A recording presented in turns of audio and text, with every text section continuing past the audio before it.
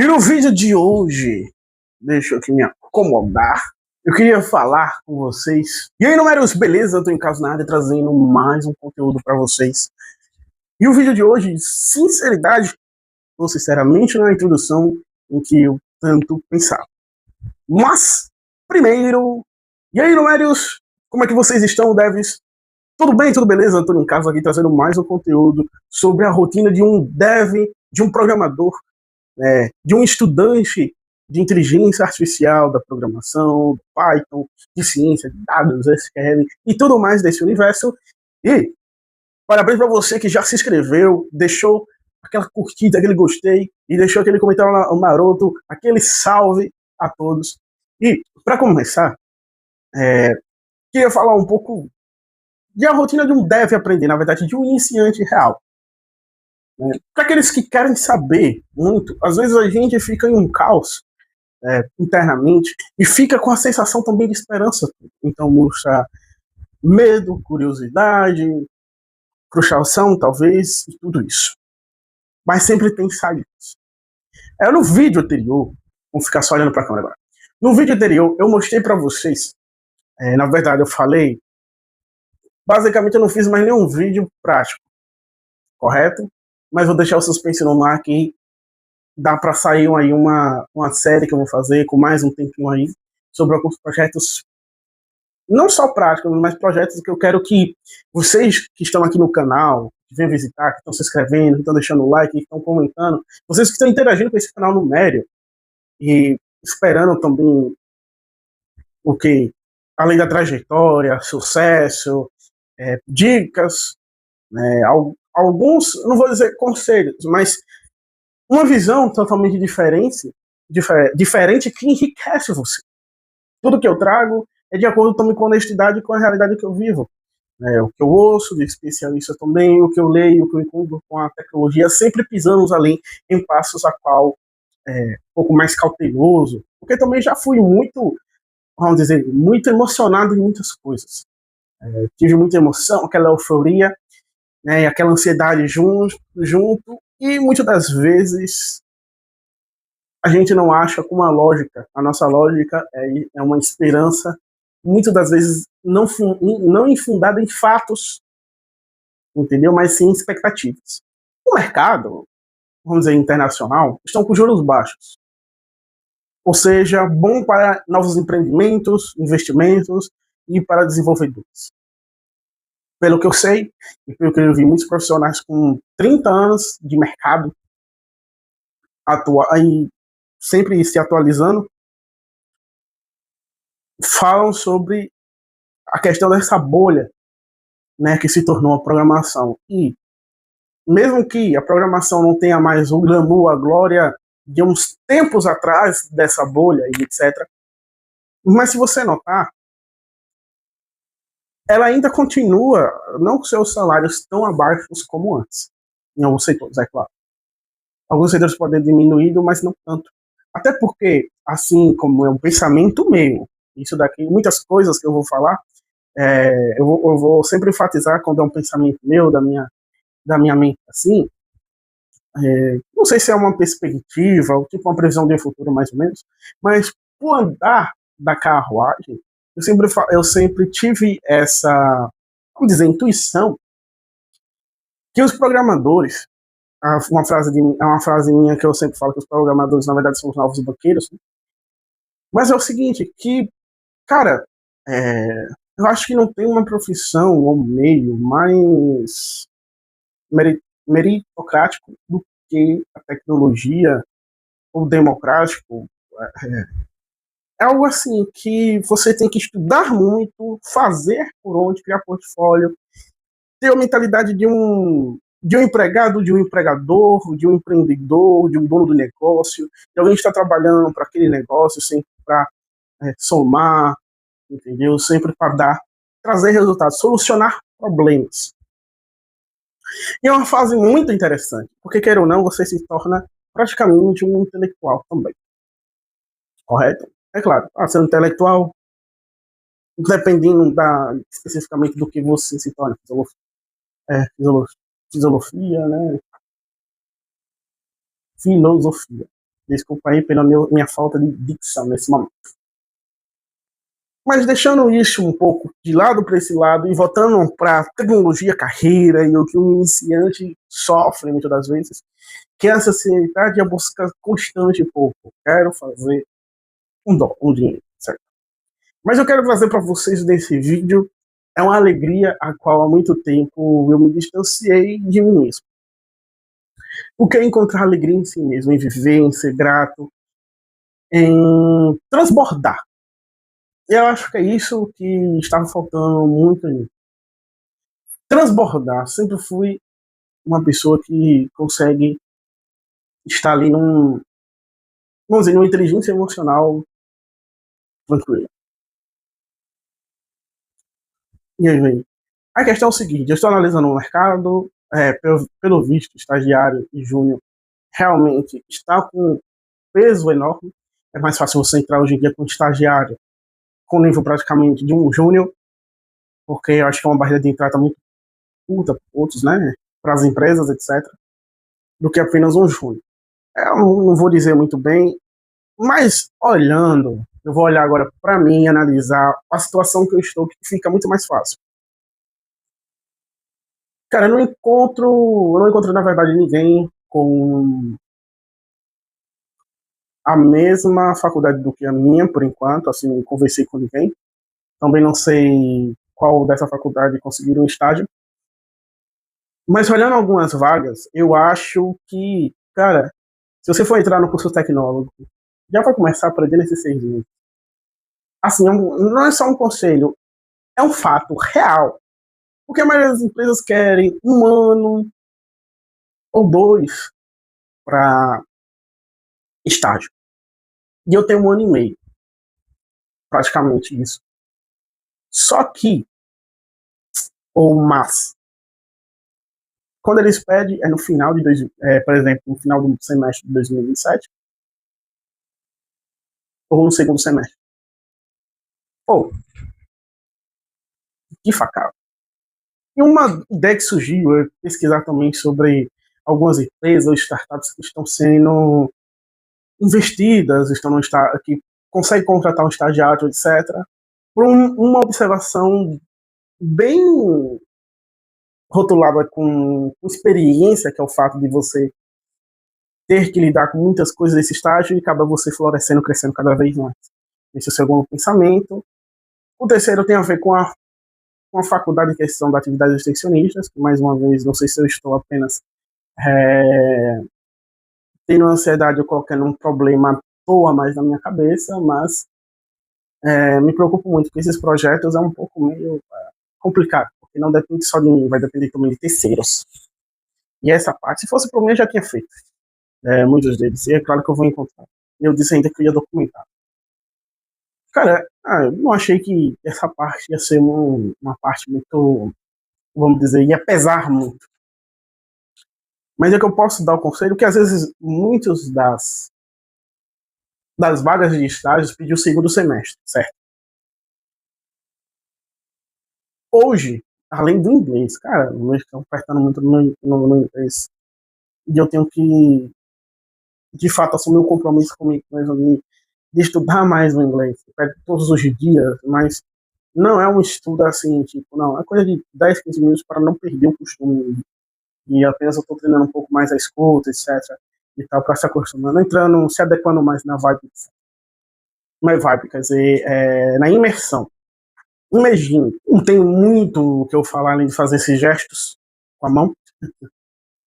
Isso ajuda também muito. Vamos pegar o lápis aqui. E aí vai um ponto, não sei que ponto, não sei o que isso daqui destrava em você ou destrava em mim, mas traçando uma linha certa disso, vamos para um dos requisitos maiores. Pode ser até o título desse vídeo. O que é necessário que eu vejo nos estágios, nos estágios que se perdem, além de você estar fazendo uma faculdade e você ter 2 anos, correto? Se você está estudando um técnico também, é menos, mas você consegue achar também no estágio, Mas, pô, 2 anos e meio de faculdade, tecnólogo, técnico é o que? Um ano, 2 anos também, então acho que vale mais um tecnólogo do que um técnico assim. Por essa vantagem, você pode fazer até os dois. E aí vem a questão agora, cara. Primeiro, qual áreas você vai encontrar muito? Tem a área de dados, BI, né, que também é Business Intelligence, ou seja, é análise de dados direcionado mais para negócios, realmente para o business, etc. Vai ser pesquisa de business e tal, inteligência de negócios, ou de mercado também, vamos dizer por assim. Nessa, nessa linha da área de dados, então você vai ter, isso também serve até para cientista e engenheiro também. Você vai ter que ter uma base em cada um, por exemplo. Você vai ter que ter um perfil analítico, né? Saber SQL, saber um pouco ali sobre dashboards e Power BI, sobre um pouco Excel. Isso, na verdade, é mais para você visualizar. Sendo um analista, você vai criar isso tudo, correto? Mesmo com estágio. Você vai aprender, etc, se adequar e tal. Como cientista de dados, você tem que aprender machine learning, entendeu? Como fazer, como você configurar ali, fazer sua própria ali, sua máquina, treinando sua própria máquina. É, ETL, né? Extração, e cara, extração, transformação e não é processamento. Eu tô com processamento na mente, não. É loading, carregamento, né? Exato, carregamento. É isso mais ou menos. É. Então, uma ciência de dados, você vai, na verdade, prever. Analista, você vai analisar o passado, etc., e fazer o dashboard. E aí você também na ciência de dados tem que ter um pouco de matemática, profissão, etc. E, e alguns parâmetros assim, né? Para engenheiro de dados, você vai construir pipelines. E é como você vai dizer, tanto para o cientista como para o analista, em quais parâmetros, os dados também a ser entregues ali, tem um tratamento de dados também, no caso, de como isso dali vai ser organizado para que tanto o analista como o cientista trabalhe ali conforme o que o engenheiro conseguiu ali desenhar e requerir, vamos dizer. É isso, mais ou menos isso. Só que aí ele trabalha com, acho que é o iFlow também, usa o SQL, o Python, mas ele já mexe com outras ferramentas também. Incorreto? Em todas elas, cara, vamos lá. Engenheiro de software precisa muito. Você precisa pelo menos saber um Java ali. Vamos colocar os pontos do I. Java, JavaScript, né? São uma das coisas assim que é necessário para muitos dos estágios aí de engenharia de software. Correto? Full stack, mais ou menos. E quando entra para você ser um engenheiro de ar também, você na verdade é um back-end que vai saber mexer com prompt, com um pouco ali de machine learning e com LLMs, redes neurais também, você vai ter que aprender essa base, entendeu? E é o que vai para ser um engenheiro de IA, entendeu? É o que é necessário. Vai muitas outras coisas também, não pense, mas isso daí eu estou falando assim de um estágio, de um júnior, ali que está começando, etc. Então já tem que ser um back-end ali com pelo menos um conhecimento em 2 ou 3 linguagens, como essa, na JavaScript, Java, Python, uma acrescentar o Python também. Tem a infraestrutura, né? Aí tem a questão do inglês, alguns pedem, alguns não, entendeu? Algumas das vagas de estágios que às vezes me pediu mesmo de eu não estar aplicando, assim, só me se candidatando. Não é questão assim, eu vou, não. É um preparo, etc e tal, tem todas essas requisitos mínimos e só preciso desse inglês aqui. Eles pedem um inglês, às vezes, intermediário ou o mais fluente. Eu digo, não tem um inglês intermediário, tem um básico, entendeu? É um básico, em que estou me aprimorando, me adaptando, assim, melhor. Estou me aprimorando, na verdade é a base. Por que eu digo que eu tenho um básico? Porque eu estou melhorando a minha base, entendeu? O intermediário é aquilo que eu já vou ler com mais fluidez, vamos dizer o seguinte, falar, escutar, já entender, entendeu? Já ter um vocabulário um pouco mais abrangente, já saber ali falar algumas frases completas entendendo o enredo, sem tanto que pensar demais assim, no quesito de demorar e procurar as palavras e não encontrar. É isso. Então, vem a segunda questão, que isso daí eu fiquei com mais esperteza, e aqui eu vou enfatizar, são projetos. Eu tenho alguns projetos feitos pela DIO que eu estou reconsiderando realmente em dar uma arrumada neles e fazer isso como projeto, porque queira ou não, é uma experiência prática. Eu fiz aquilo. Mesmo com orientação, mesmo usando, vamos dizer, AI para aquilo, mas são projetos que eu fiz e eu vi justamente usando a IA. E entendendo também o processo, não confiar 100% nela também. Também tem isso. Eu peguei tipo um mini trauma disso daí, da inteligência artificial, mas isso colabora com sempre o que eu venho dizendo. É uma ferramenta. Uma ferramenta que ajuda muito e você tem que saber como usá-la e como também não usá-la. Para que não usar? Essa é uma das coisas mais importantes. E nesse negócio de projetos, cara, eu estou pensando. Projetos usando inteligência artificial. E eu queria arredondar a questão seguinte: eu só estou aprendendo, tendo um prático outra. Mas, tanto você como eu, vamos colocar o seguinte: quem não está fazendo isso, obviamente, é, quero construir algo. Pesquise, pode colocar no GPT ou mesmo no YouTube aí, alguns projetos para iniciante, e você destilar uma ideia. Por exemplo, uma ideia de você criar um pequeno game mobile e na internet também, por exemplo, com Python, entendeu? Não disse uma Pokédex, mas você criar algo com base, por exemplo, um in-game, ou com dados, ou etc., com gráficos ali. É uma ideia muito crua que eu tô narrando, porque até eu não tenho pensado assim em um projeto que não seja ser jogo, né? Mas o que a gente pode trabalhar, por exemplo, se fosse ciência de dados, treinar um modelo de machine learning, pegando os dados do Kaglin, se eu não me engano, os dados disponíveis, né, em datasets, e, por exemplo, seja de jogadores, seja do varejo, produtos, etc., treinar um, um machine learning, né, junto com o IA, né, fazendo essa interpolação, cria às vezes um chat ali inteligente, viesado numa pesquisa, nos dados dos produtos, verificaram também que tipo de cliente gosta, fazendo o seguinte, com tais palavras X, conseguir ali, junto com a IA,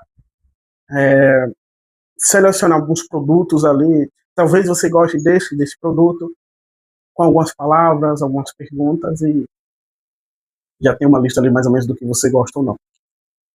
Assim como faz, por exemplo, eu assisti, por exemplo, o filme Harry Potter. Tem alguns desse que eu vou gostar também, uma recomendação, então ele vai recomendar filmes que tem a ver com magia, com bruxos, etc., em um universo totalmente assim. Ele pode acabar, por exemplo, recomendando As Crônicas de Nárnia, entendeu? Queira ou não, é um filme não de bruxos, mas tem uma fantasia, e Harry Potter se causa cai também no ramo de fantasia, etc. É isso aí que eu queria mais ou menos dizer para vocês. Você já se inscreveu, já comentou e deixou o seu like? Bem, se não fez ainda nenhuma dessas três coisas, cara, faz um aí, né? Pelo menos o like. Vamos compartilhar também isso daí. É, é claro que você pode usar a inteligência artificial para muitas outras coisas, viu? Mas é porque precisa realmente ter essa visão. A minha visão é limitada àquilo que eu conheço, correto? Ou com aquilo que eu convivo.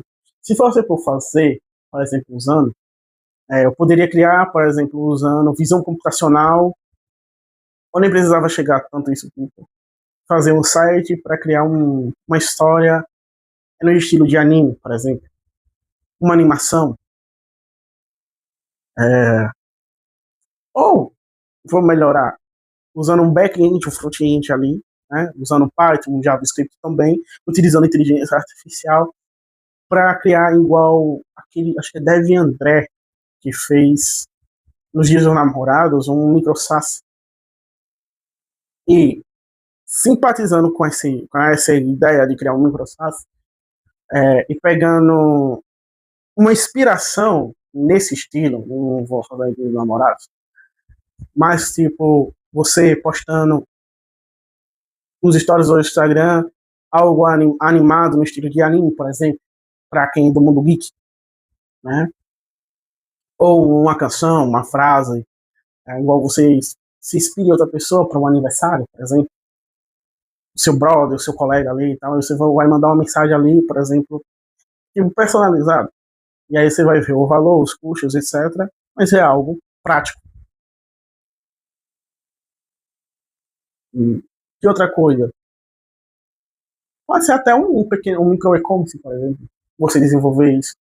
É um sistema mais complexo, você vai usar o banco de dados, ou seja, SQL, você vai usar inteligência artificial, você vai aprender a automatizar também, porque você vai querer ter clientes nisso daí.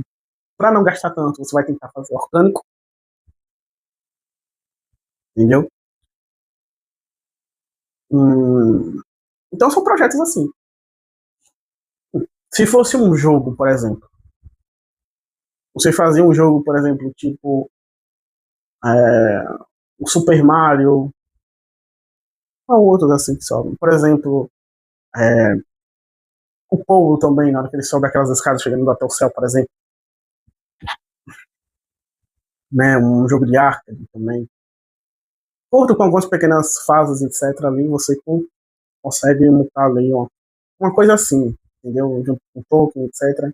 Também é isso, criar algo, código e algo visual ao mesmo tempo, tangível. Acho que eu já disse muito. Um chatbot, por exemplo. Eu já disse até o chatbot ali, coisa, mas um chatbot para muitas coisas. Você pode condicionar a inteligência artificial só para desenvolver mais o lado pessoal, organizar mais um pouco ali sua rotina, etc. Também é possível. Então, a gente vai vendo uma possibilidade no dia a dia, algo que pode ser usado. Sempre nasce um micro SaaS, um SaaS, uma oportunidade de empreender de uma necessidade sua. Qual será as minhas necessidades? Acho que fica para um próximo vídeo trazer mais sobre essa questão prática do código. Vou estudar mais sobre isso para a gente não ficar só conversando coisas que eu já conversei em outros vídeos anteriores. Mas fica aqui, se você ainda não se posicionou para ir para um estágio, é bom você pensar fortemente nisso, se candidatar. E vender seu peixe, né, cara? Você tem que usar a inteligência artificial para isso, para você conseguir vender-se melhor. Entendeu? Sempre pratique, que a Bom de Fátima esteja com vocês nesse momento. Eu agradeço a Deus por me dar, né, não deixar eu esquecer de gravar esse vídeo. E ele praticamente vai ser sem cortes mesmo. Tá muito bom. Algumas vezes eu parei, mas ficou para você. Eu espero que você tenha gostado realmente. Que Deus esteja com vocês. E te espero aqui nos comentários para deixar aquele salve, viu? Pelo menos o salve. E valeu!